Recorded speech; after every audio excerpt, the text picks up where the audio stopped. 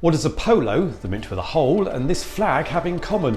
Well, stick around and you'll find out, as today we're looking at Romania.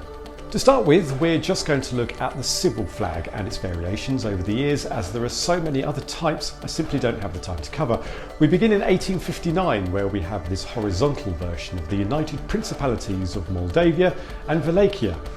Although the area was under the ownership of the Ottoman Empire, this flag was used until 1862, where the area became known as the Romanian United Principalities. However, this only lasted 4 years before being replaced by what we recognise today.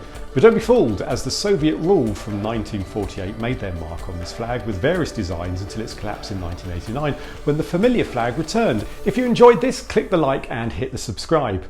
The whole good point. Well, once the Soviet occupation came to an end in the late 1980s and Romania gained its independence again, people literally took down the Soviet version of their flag, ripped out the middle and hoisted the flag once more until they could replace it with a full version.